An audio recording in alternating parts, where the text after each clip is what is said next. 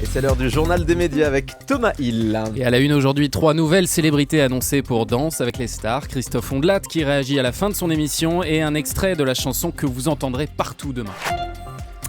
Mais on commence avec Patrice Laffont qui commente sa participation à Fort Boyard. Ça a très bien marché samedi. Oui, lui qui était habitué à animer l'émission était là cette fois en tant que candidat. Et quand on lui demande son avis sur ses camarades de jeu, il dit « J'ai été bluffé par Audrey Chauveau qui a été vraiment géniale, contrairement à l'ancienne candidate de Secret Story, Nadège, qui avait surtout peur de se décoiffer. » Elle appréciera, je pense. Il explique aussi que les conditions ont complètement changé par rapport à son époque. La crise est passée par là et les cadences sont beaucoup plus importantes. Ils enregistrent quasiment 2 émissions par jour, alors que lorsque j'étais animateur, on commençait après déjeuner et c'était fini pour l'apéro. C'était la bonne époque, comme le soulignait La Boule récemment dans une interview qui dénonçait également ses cadences infernales sur Fort Boyard.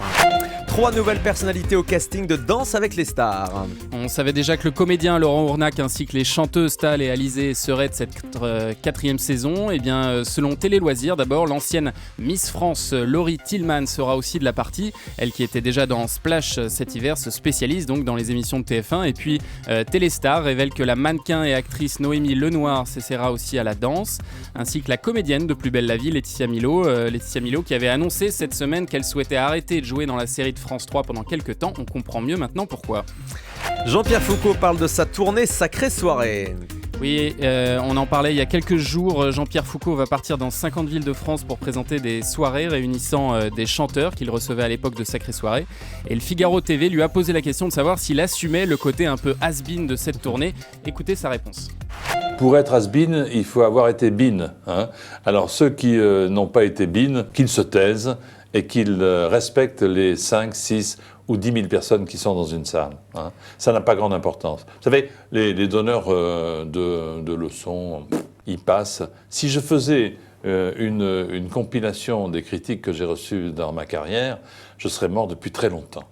C'est bien dit, Jean-Pierre Foucault interrogé sur le Figaro.fr. Jean-Michel Larquet va débattre avec Pierre Ménès sur Canal. Dans une interview à TV Magazine, il explique qu'en plus de sa participation à Jour de foot, il sera parfois au sein du Canal Football Club le dimanche soir pour venir apporter son expertise dans l'émission d'Hervé Matou. Il confie aussi qu'il n'est plus du tout demandeur pour commenter des matchs de foot car il est trop marqué par les départs de Thierry Gilardi et Thierry Roland. Et on parlera de tout ce dispositif football de Canal demain dans cette émission puisque Cyril Linette, le patron des sports de Canal, sera notre invité. Et vous pourrez l'interroger en nous appelant au standard d'Europe 1. Christophe Ondelat réagit à l'info que nous vous annoncions dès vendredi, la fin de son émission sur la chaîne numéro 23.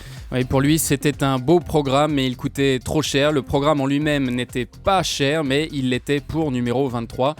Ondelat dimanche leur promenait 20% de leur budget, révèle-t-il. L'animateur en dit aussi un petit peu plus sur le nouveau programme sur lequel il travaille pour la chaîne. Ce ne sera pas de l'actu, mais plutôt une émission de portraits et d'interviews qui aura un dispositif technique moins lourd. Ce nouveau rendez-vous est prévu pour la mi-septembre. Interview au site de Télé 2 Semaines. IDAO, une association de lutte contre l'homophobie, a décidé de porter plainte contre le réseau social Twitter. Oui, alors que samedi, le hashtag les gays doivent disparaître car s'est retrouvé en tête des mots les plus utilisés sur Twitter, eh bien, le comité IDAO France a fait savoir qu'il souhaitait porter plainte contre ce site pour diffusion d'appels à la haine envers les homosexuels. De son côté, l'UMP a demandé au gouvernement que le CSA puisse se charger d'encadrer ces réseaux sociaux.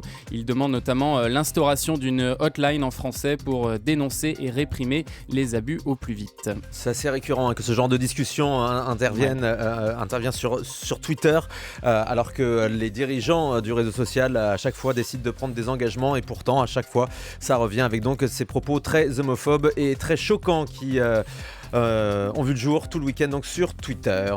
On parlait vendredi de l'énorme buzz organisé pour la sortie de l'album de Lady Gaga. Eh bien, sa collègue Katy Perry se débrouille aussi plutôt bien, ma foi. Oui, la compétition est forte entre les deux stars qui sont les deux chanteuses du monde qui ont le plus de fans sur Twitter. Alors pour faire du bruit, Katy Perry ne s'est pas mise totalement nue dans la forêt, mais elle a fait tourner aux États-Unis un semi-remorque doré qui annonçait la date de sortie de son futur album Prism. Et ses fans devaient envoyer des photos du camion quand ils le croisaient. Et comme Lady Gaga, eh bien, il y a eu une fuite ou une pseudo-fuite aujourd'hui d'une de ses chansons. Il s'agit de son premier single intitulé Roar qui a été diffusé samedi soir alors qu'il ne devait sortir que demain. En tout cas, il tourne déjà sur toutes les radios américaines et il tourne maintenant sur Europe 1.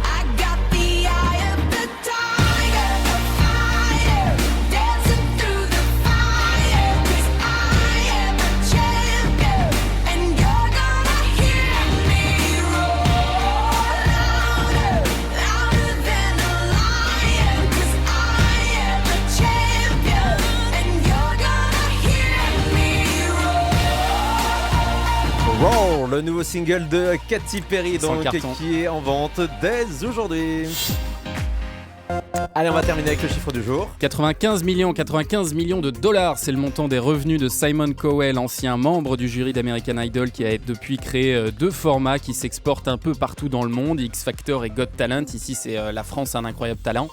C'est le magazine Forbes qui a révélé, comme chaque année, son classement annuel des personnalités les mieux payées de la télévision, et Simon Cowell y est en tête, à égalité avec Howard Stern, qui est une grande star de la radio aux États-Unis, mais qui est aussi maintenant membre du jury d'America's Got Talent, qui lui rapporte 15 millions de dollars par an. Pas sûr que Dave soit aussi bien payé pour la version française. Ça, c'est certain. Elle est où, Oprah Winfrey, la grande Elle est que prêtresse 4e, figurez-vous, avec seulement 77 millions de dollars de revenus cette saison. Hein. Ça fait un peu de la peine. Bah oui, avant c'était elle, la star la mieux payée de la télé américaine. Les temps changent. On va vous rajouter dans le classement, Thomas. Oui, bien sûr. Merci beaucoup. À demain.